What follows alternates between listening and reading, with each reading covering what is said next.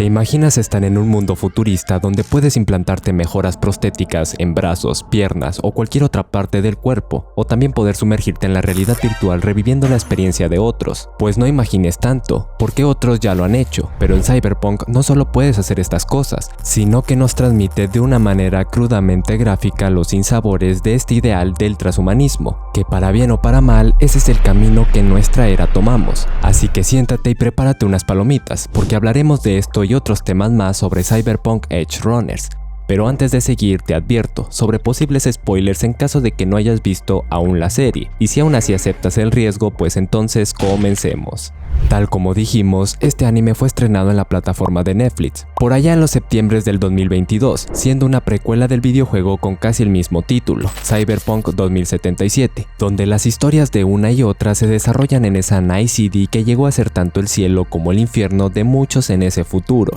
Cyberpunk Edge Runners fue coproducida por el estudio Trigger, casa de estudio que ha dado joyitas como Chu Patrol, que con una curiosa animación nos presenta las aventuras de una linda loli que accidentalmente se hizo guardiana espacial. Asimismo pasamos a ver otra producción que, a diferencia del anterior, en Kiss-Sniper el diseño es tan delicado y fino al punto de que todos los protas parecieran el prototipo de modelo otaku yaoi, pero sin ser completamente yaoi, a excepción de un tipo que sí le gusta al prota, aunque este anime más bien es un enredo de triángulos amorosos, pero bueno, igual puedes verla. Sin embargo, en este pequeño recorrido de obras no se puede dejar por fuera a Kill la Kill. Cómo olvidar a esa waifu luchona pero bastante sabrosona al momento de pelear por saber la verdad del asesinato de su padre. Y es que especialmente cuando vemos este anime, su colorido dinamismo y la manera tan palpitante y breve pero sin perder riqueza al momento de contar una historia es precisamente la marca indeleble de su director, Hiroyuki Imaishi, quien también dirigió Cyberpunk Edge Runners. Y esto último, Imaishi también lo pone a prueba en Cyberpunk,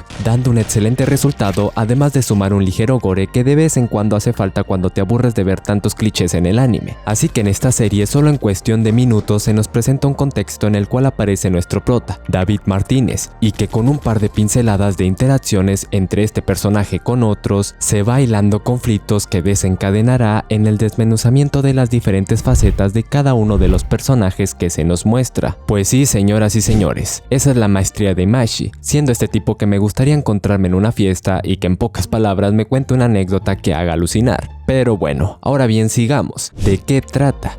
Cyberpunk Edge Runner se centra en la vida de David Martínez, un chico de 17 años que transita entre lo más bajo y lo más alto de la Night City, ya que vive en una de las peores zonas de la ciudad junto con su madre Gloria, quien junta esfuerzos para enviar a su hijo a uno de los mejores institutos de la ciudad, la Academia Arasaka, donde a David le toca tratar a castrosos compañeros que tienen acceso a mejores cyberdecks y gozan de los privilegios de contar con las últimas actualizaciones. Por esta razón, el prota termina siendo bulleado al no ser parte de ellos. En una de esas, David, en una prueba, dañó el software de la clase por usar una actualización pirateada de su chip cerebral, y por eso su mamá fue citada a la escuela, y de ahí se fueron juntos a casa, donde el prota le dice que, cansado de todos esos mamones, prefiere retirarse de la academia y conseguir un trabajo para ayudar en casa. Palabras que hicieron llorar a la madre, sintiendo que todos sus esfuerzos fueron en vano. Sin embargo, David se retracta y dice que olvide todo lo que dijo. En ese momento que iban de camino a casa en la autopista, terminaron en medio de una balacera de cyberpunks, haciendo que se estrellaran y dejando muy mal herida a la madre del prota. Pero una vez llegó el equipo de rescate trauma, al escanear a Gloria siguen de largo porque ella no tenía ni un seguro médico, y así toda grave la dejan, haciendo que el prota la lleve él mismo al hospital, donde recibe un pésimo servicio médico por el plan que tenía, y aunque le dicen que logró salvarse y estabilizarse, la mujer se nos muere.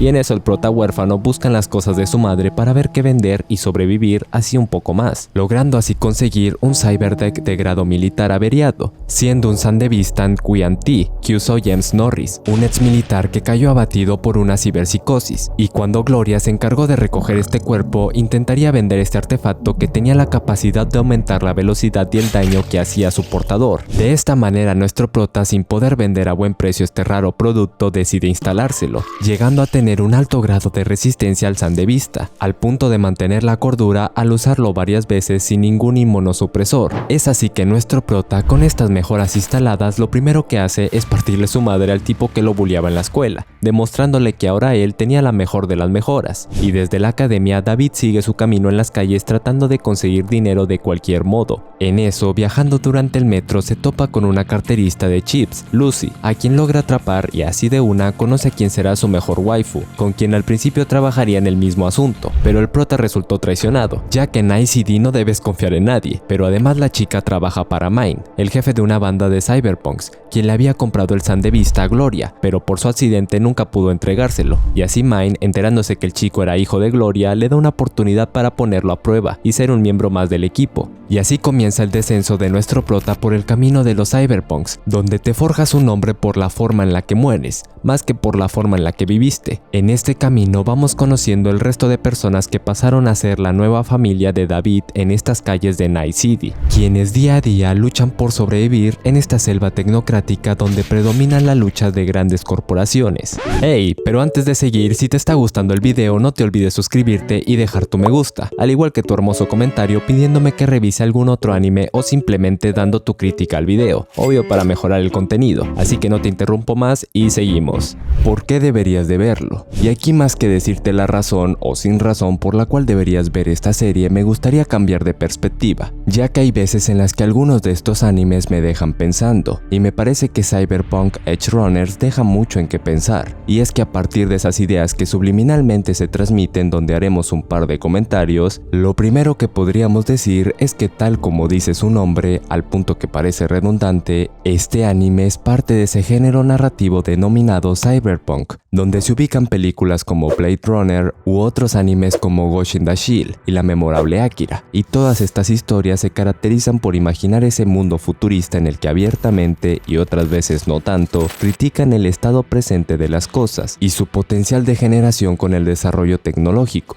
Por eso es que muchas cosas en Cyberpunk Edgerunners cuestiona constantemente mucho de esos ideales del transhumanismo. Pero espérate un momento ahí, ¿qué es eso de transhumanismo? Googleamos un poco y podemos decir que el transhumanismo es una corriente cultural e intelectual que se fundamenta en un optimismo tecnológico con lo cual busca promover la transformación del hombre superando sus biológicas limitaciones, tomando por su cuenta la evolución gracias a la tecnología. Esto en definitiva se podría decir a grandes rasgos. Lo cierto es que la aspiración de los transhumanistas es alcanzar el estado poshumano, es decir, el estado donde se deja de ser humano para ser otra cosa, un cyborg, una conciencia artificial o quién sabe qué se inventen en el futuro. Al fin de cuentas eso sería el estado poshumano. Sin embargo, ya esto supone problemas. ¿Acaso cuando desayunas tus tocinetas con huevos piensas que te estás comiendo a un ser que sufre o por otro lado que te estás comiendo el feto de otra especie? Pues bueno, esto sería un modo de plantear el problema de cómo los poshumanos tratarían a los humanos si los considerasen como una especie obsoleta o inferior. Pero bueno, esto lo podemos dejar a la imaginación y asimismo saltar a otro problema. ¿Qué pasa con la libertad? Bueno, básicamente desde el transhumanismo se piensa que la adquisición de mejoras tecnológicas a nuestro cuerpo daría mayores posibilidades de acción al superar las limitaciones de nuestra constitución biológica. Así que ojito, tu pareja tóxica te podría vigilar a 100 kilómetros de distancia con su ojo biónico, así como también escuchar de lo que hablas o con quién hablas si se instala un super oído con identificador de voz. Aterrador, ¿no? Pues no tanto para el que tiene el control, pero sí para el controlado. Lo cierto es que este asunto lo muestra muy bien Cyberpunk Edgerunners al mostrar las diferencias entre David y sus compañeros, que se aprovechan al acceder a ciertas mejoras costosas, con lo cual aprenden karate de la noche a la mañana y con eso le patean el trasero a nuestro prota. Por tanto, el problema de fondo es, ¿quiénes tendrán acceso a estas mejoras? La misma muerte de la madre del prota, conflicto con la que inicia esta historia, responde precisamente a este asunto al exponer claramente la desigualdad social que predomina en Night City. ¿Y para qué agregar más? Si toda la serie destaca este problema, la libertad que promete la tecnología no necesariamente es para todos por igual. En breves palabras, es esta libertad a costa de la desigualdad social lo que cuestiona Cyberpunk Edgerunners de la narrativa transhumanista, pero además aborda otros aspectos más, como por ejemplo la manera tan curiosa como presentan la realidad virtual. siendo una dimensión de intersubjetividad en el que puedes revivir a plenitud la experiencia de otros al recrear detalladamente los recuerdos y emociones por medio de los Brain Dance, artefactos capaces de reconstruir todo un panorama neuronal, donde inclusive se puede llegar a contagiar la locura de otros al recrear esos momentos traumáticos de la ciberpsicosis, tal como ocurrió con David, que en su intento de secuestrar a Jimmy Kurosaki, un famoso editor de Brain Dance, del cual el propio David era fan, terminó siendo secuestrado por este, frustrando los planes de secuestrar a un importante ejecutivo de Arasaka. Lo cierto es que David, una vez atrapado por Jimmy, este lo expone a los recuerdos de James Norris al momento de su ciberpsicosis, poniendo en peligro al prota en caer en una ciberpsicosis también. Y es que bien, con los Brain Dance vemos dos problemas. El primero ciertamente es la crítica a la manufacturación de la procrastinación al brindar la posibilidad a muchos de entregarse al placer inmediato mediante la recreación de experiencias ajenas. Pero, ¿acaso esto ya no existe?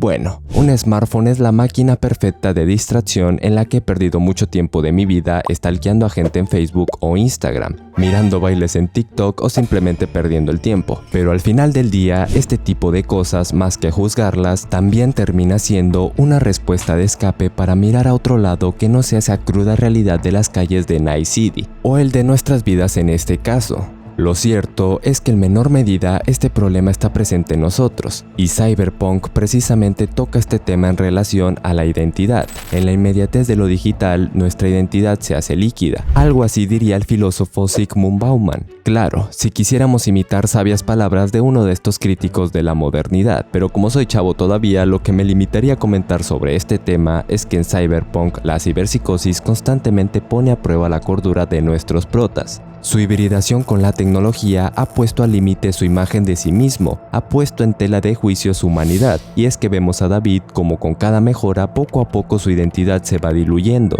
al punto que cuando le tocó instalarse el ciberesqueleto que le serviría para rescatar a su waifu que había sido secuestrada por las conspiraciones de Faraday y las corporaciones de Arasaka y Militech, ahí David lleva al límite su resistencia, donde ya los inmunosupresores no hacen efecto con sus fuertes alucinaciones. E igual, así como vimos con la muerte de Mind, por todos esos implantes nuestros protas perdieron su conciencia de sí, y de algún modo podría decirse que en el camino se deshumanizaron. Bueno, en cierto modo eso sería el ideal transhumanista, pero igualmente vale rescatar ese significado simbólico de la batalla final de Adam Smasher, la leyenda cyborg que llegó a resistir tantos implantes y que sigue ciegamente las órdenes de Arasaka contra David, quien ya en sus últimos momentos logra mantener el mínimo de cordura para luchar. Así que por un lado tenemos al ser deshumanizado y por el otro al prota que sigue aferrándose a su humanidad. Y en el momento más crítico donde se creía que David no iba a regresar de la locura, en un momento épico llega Lucy y con un beso le recuerda al prota su razón de vivir,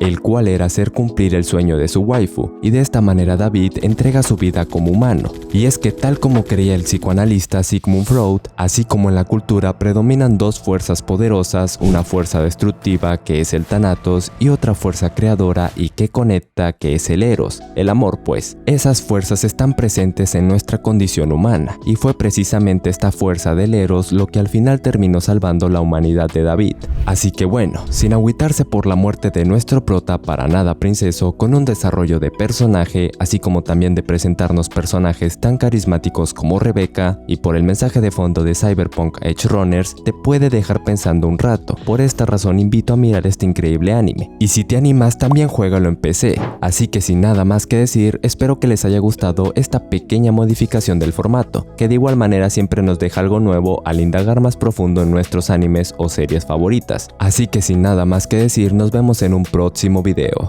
Goodbye.